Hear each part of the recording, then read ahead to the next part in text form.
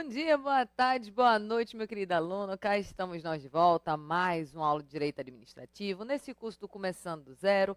E hoje o que a gente vai fazer? Vai acabar a parte de Atos, glória a Deus, Senhor, porque Atos é aquele assunto interminável, mas hoje termina.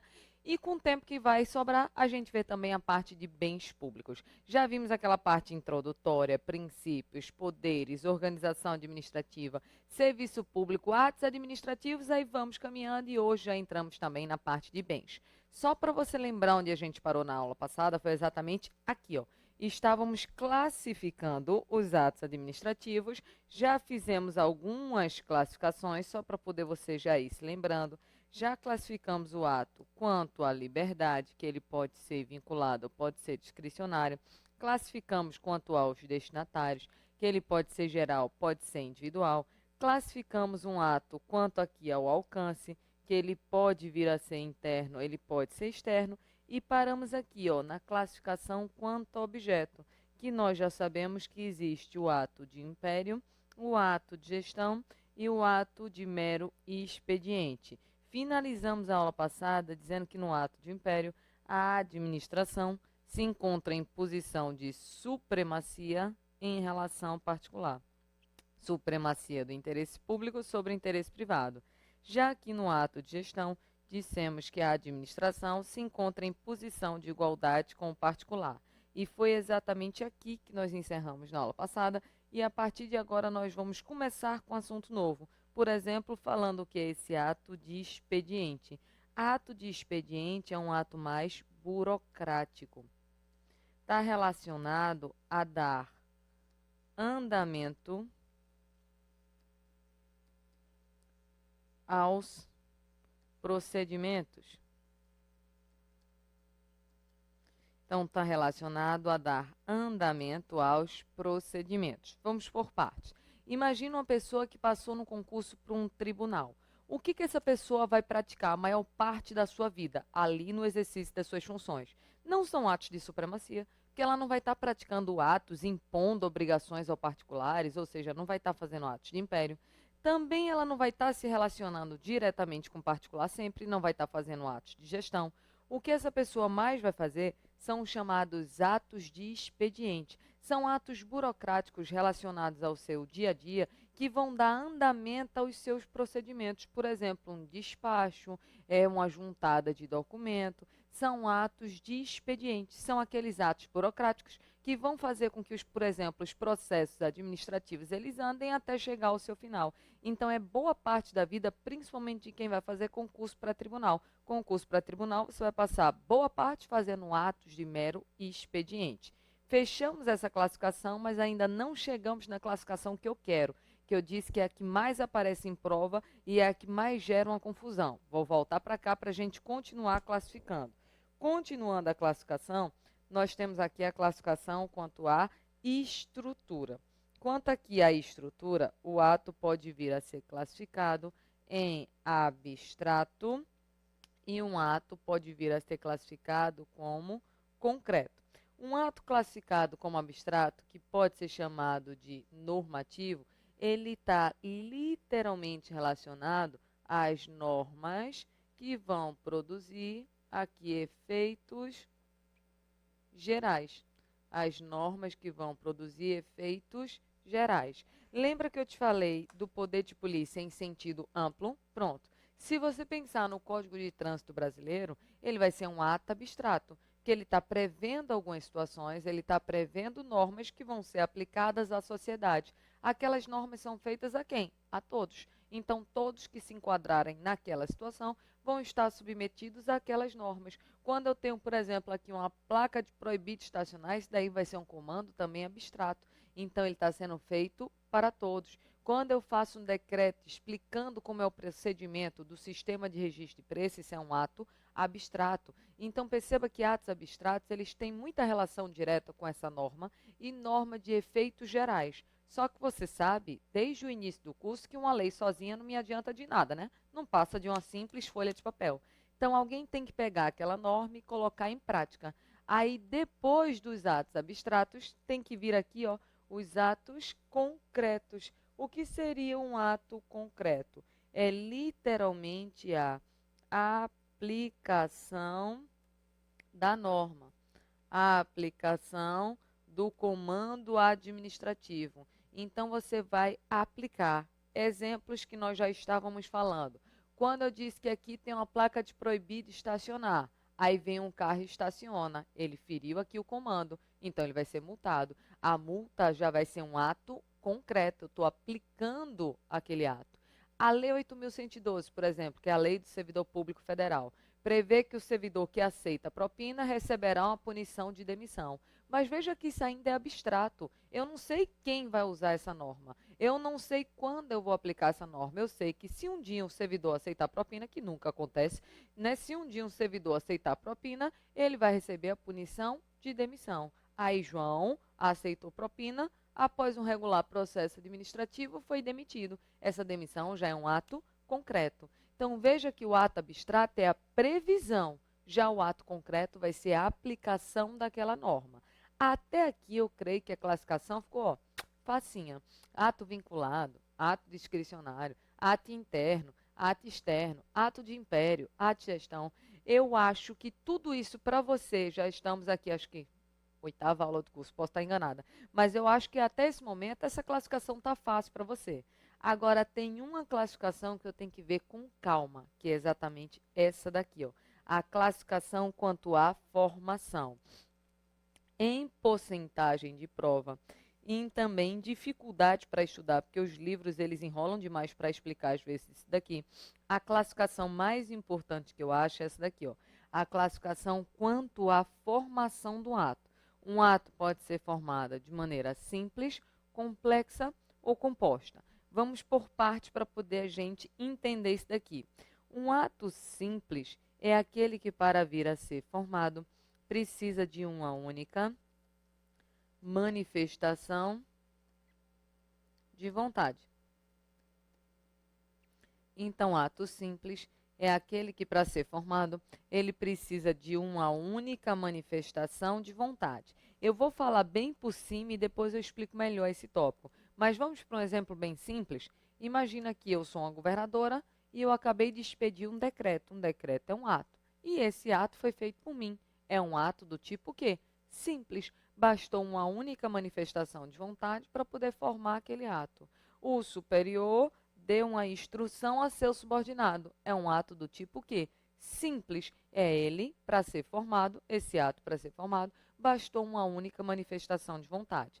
Eu vou aprofundar isso um pouco mais para frente. Por enquanto, pensa assim, quando a pessoa faz o ato sozinho, vai ser um ato formado de maneira simples.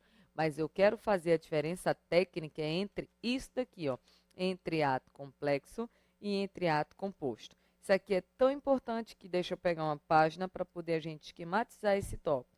Vou começar aqui falando que é um ato complexo. Vou montar um esquema, um desenho, e depois a gente vai aprofundando, tá certo? Eu dou os 2 exemplos que caem na prova, que sempre são os mesmos exemplos na prova. Imagina o seguinte, eu vou ter aqui a vontade A. Essa vontade A aqui, ela vai ser somada a uma outra vontade, a vontade B. Aí, quando a vontade A se une com a vontade B, eu vou formar um ato. Então, o ato, a partir desse momento, ele passa a existir. Perceba, eu vou ter que ter a vontade A somada, deixa eu botar um mais aqui, somada à vontade B, para poder formar aqui um único ato. Nesse momento, o ato ele passa a existir. Eu vou começar fazendo uma explicação que você vai dizer, não tem nada a ver com direito administrativo, tem nada a ver mesmo não, mas fica fácil de você entender o que eu quero falar de ato complexo. Vamos imaginar aqui um casamento. Eu vou celebrar aqui um casamento, aqui na minha frente está João, aqui está Maria. Então, tem João, tem Maria. Eu pergunto para João primeiro, João, você aceita Maria como sua esposa? Aí João disse sim. Eu te pergunto, o casamento já existe? Não, porque ninguém casa sozinho. Não basta a vontade de João, percebeu? Imagina que eu não perguntei nada para João. Estou perguntando primeiro para Maria. Maria, você aceita João como seu esposo? Ela disse sim. Mas se eu ainda não perguntei para João, o casamento existiu? Não, pela mesma lógica que ninguém casa sozinho. Entre João e Maria, existe hierarquia de vontades, ou seja, João manda mais que Maria ou Maria manda mais que João? Não, eles estão em posição de igualdade e eu preciso da manifestação de vontade dos dois para existir o casamento. Então, quando João diz sim, quando Maria diz sim, eles somaram a vontade deles e aquele casamento passou a existir. Então, casamento é um exemplo fácil para você lembrar da prova em relação ao ato complexo, porque eu tenho que somar vontades para poder formar aquele ato. Eu até brinco dizendo que o casamento começa complexo desde a formação, porque eu preciso somar as vontades para aquele casamento passar a existir. Beleza, esse ponto? É claro que não é esse exemplo que vai cair na sua prova, até porque isso é direito civil. Na sua prova vão cair dois exemplos de atos complexos. Deixa eu falar logo do primeiro aqui, ó. Imagina o seguinte: como é que uma pessoa ela vira ministro do Supremo Tribunal Federal? Então, como é que uma pessoa vira ministra do Supremo? Pelo amor de Deus, não me diga que é concurso não, tá certo? Porque você vai entrar por indicação. Indicação de quem? Do presidente da República, chefe do Poder Executivo aqui federal, e o seu nome tem que ser aprovado pelo Senado, Poder Legislativo. Veja que eu tenho poderes diferentes. Poder Executivo de um lado, Poder Legislativo do outro. Existe hierarquia entre os poderes? Não, porque os poderes são independentes e são harmônicos entre si. Aí vamos formar lógica? Imagina que aqui o presidente da República, ele indicou o meu nome. Então, a vontade A é a vontade, no meu exemplo aqui, do presidente da República. Ele indicou meu nome para ser ministra do Supremo. Beleza. Mas o fato de ele indicar meu nome, isso já faz com que eu passe a ser considerada ministra do STF? Não, porque não basta a vontade dele para poder formar o ato. Porque aquele nome vai ter que ser aprovado também pelo Senado. Agora perceba, presidente da República, poder executivo. Senado, logicamente, poder legislativo. Não existe hierarquia entre os poderes. Aí, a partir do momento em que presidente e que Senado concordam com o nome, passa a existir a nomeação do ministro do Supremo Tribunal Federal. É nesse momento em que existe a conjugação de vontade que aquele ato ele passa a existir. Perceba que é um ato complexo porque eu preciso somar vontades para aquele ato se tornar existente. Eu dei o exemplo aqui de nomeação do ministro do STF, mas você sabe que existem vários outros exemplos em que o presidente indica e o Senado aprova. Por exemplo, o dirigente de uma agência reguladora. O presidente indica, o Senado aprova o nome. É ato complexo. Sempre que eu precisar dessa soma desses dois poderes para poder formar o ato, vai ser um exemplo de ato complexo. Então, o exemplo 1, já vou colocar aqui para vocês, porque são basicamente dois exemplos que caem na sua prova. Seria aqui, vou botar exemplo 1, vou botar a nomeação de um ministro do Supremo Tribunal Federal. Por quê? Porque eu preciso do presidente da República mais Senado. Professora, eu estou discordando, porque eu tenho um livro de Maria Silvia Zanella de Pietro, e de Pietro diz que é ato composto. De fato, ela diz, mas é posição minoritária, tá certo? Já caiu em vários concursos, até o STF já se pronunciou, dizendo que quando eu tenho aqui essas instituições diferentes formando aquele ato, e citou exatamente o caso de nomeação do ministro do Supremo Tribunal Federal, esse ato é um ato complexo. Existem pessoas que falam em composto, como de Pietro, mas é posição minoritária não adotada em prova. E qual é o outro exemplo? O outro exemplo de ato complexo é esse daqui, ó. Deixa eu colocar aqui como exemplo 2, que é o exemplo da aposentadoria. A aposentadoria da pessoa. Por quê? Porque eu vou precisar da instituição mais Tribunal de Contas. São esses dois exemplos que caem. Deixa eu dar agora um exemplo técnico da aposentadoria. Quando a pessoa vai ser aposentada, por exemplo, imagina que você trabalha, sei lá, no TRE. Olha que sonho, trabalhar, meu Deus, trabalhar no TRE deve ser bom demais. Você está atualizado na revista da Natura todinha, né? Você trabalha muito na época da eleição, mas depois dá uma calmaria, né? Deve ser maravilhoso trabalhar no TRE. Então, imagina que você trabalha lá no TRE. Aí você vai se aposentar. Quando você vai se aposentar, basta o TRE sozinho ele te aposenta? Não.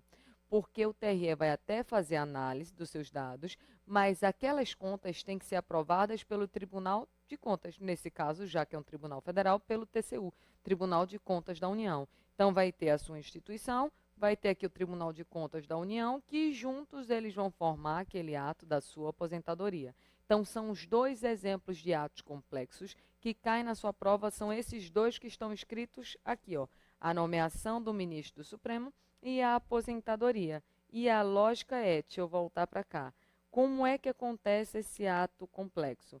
Eu vou ter, por exemplo, órgão, vou botar aqui, tá? Órgão 1 mais órgão 2, veja que não está tendo a noção de hierarquia, juntos eles formam um único ato.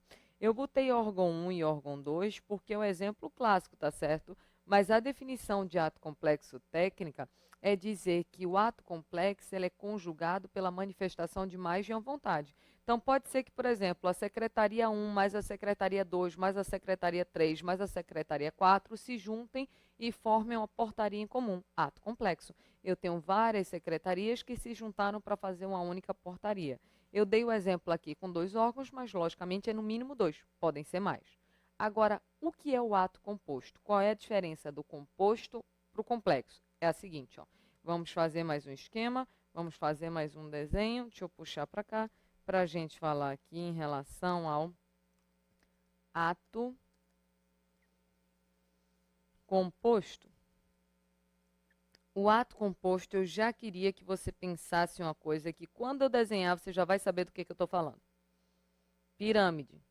Eu já disse a vocês, toda vez que eu desenhar uma pirâmide, eu estou falando de que poder? Isso, poder hierárquico, né? Então, vamos imaginar o seguinte. Aqui está o superior. Desenhar ele, aqui está o superior. E aqui vai estar o subordinado. Superior e subordinado. Imagina o seguinte, o subordinado, ele praticou determinado ato. Ele fez um ato. Então, esse ato que ele fez, esse ato existe. É um ato existente. Só que no caso do ato composto, o superior vai ter que fazer um outro ato, com a função de quê? De dar validade. Ele vai dar validade, ele vai dar efeitos ao ato praticado pelo subordinado. Então, veja, o subordinado praticou um ato, esse ato já existe. Só que, apesar de existir, ele está pendendo aqui, ó, deixa eu colocar palavras-chave, de alguma homologação. Então, o superior ele vai homologar, ele vai aprovar. Estou jogando palavras-chave, tá? Ele vai ratificar o ato praticado pelo subordinado. Então, perceba que claramente aqui vai existir a noção de hierarquia. Eu vou ter uma autoridade superior analisando e dando validade a um ato praticado pelo seu subordinado. E veja que são dois atos diferentes, ó. Existe aqui o ato 1, que produziu o comando administrativo, e existe o ato 2, que tem uma outra função, que é simplesmente de dar validade àquele ato principal. Vamos imaginar em um exemplo simples aqui.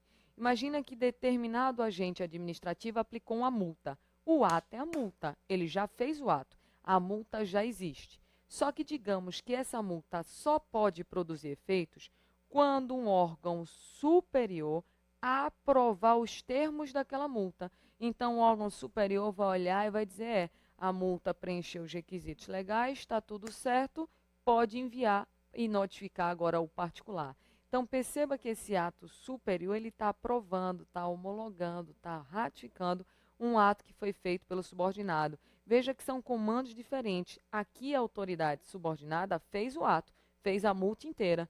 A autoridade superior, ela não vai fazer a multa. Ela vai olhar para a multa e aprovar ou não, olhar para a multa e homologar ou não. São comandos diferentes. Então, existem dois atos feitos por instituições, pessoas, órgãos distintos, e vai existir a noção de hierarquia. Nesse caso, nós temos um exemplo de ato composto. Vou voltar para aqui para poder a gente visualizar e anotar.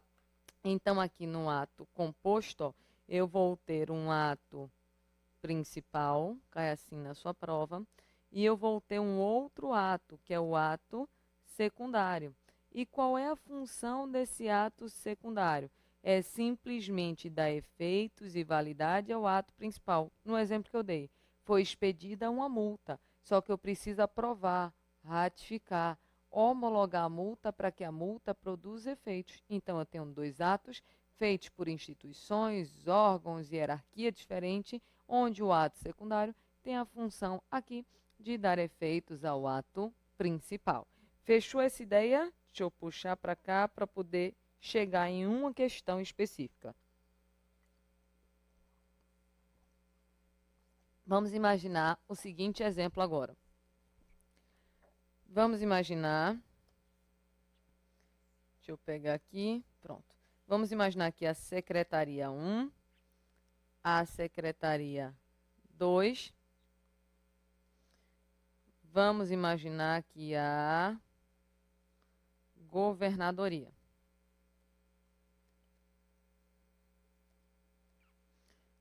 Imagina o seguinte, acompanha comigo que vai ser simples. Imagina que a secretaria 1, ela produziu um ato. Ela fez o ato sozinha. A própria secretaria 1 já fez o ato já existe, já é válido, já é tudo. Então, esse ato é um ato do tipo o quê? Simples. Por que que é um ato simples? Porque ela fez o ato sozinha. Beleza. Agora, vamos imaginar uma outra situação? Vamos imaginar agora que a secretaria 1 se uniu aqui à secretaria 2 para juntas formarem um ato, ou seja, eu somei aqui agora a vontade da secretaria 1 com a secretaria 2 para poder formar um único ato. Que ato é esse? É um ato complexo. Veja que não existe hierarquia entre as secretarias aqui. Eu simplesmente somei a vontade para poder formar um ato. Vai ser um ato do tipo complexo.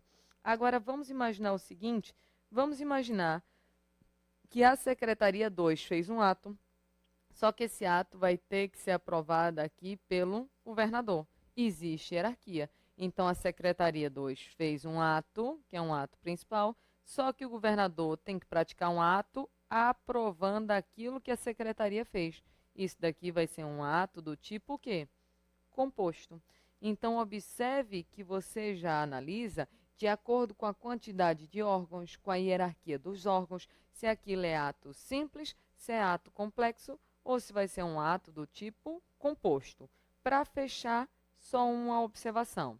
Eu te disse o seguinte, ó, quando o governador ele fez o decreto, ele mesmo fez, sozinho, esse ato é um ato do tipo o quê? Simples, lembra? Porque ato simples, basta uma única pessoa para poder formar aquele ato. Agora, vamos imaginar a seguinte situação. Tem um órgão na administração. Esse órgão tem 5 pessoas que têm que se reunir para poder tomar uma decisão. 5 pessoas. Essas 5 pessoas se reuniram desse órgão e praticaram um ato. Esse ato é simples, complexo ou composto? Então, eu tenho 5 pessoas que pertencem a um órgão. As 5 pessoas se reuniram e tomaram a decisão, aí praticaram um ato. Esse ato é simples, complexo ou composto?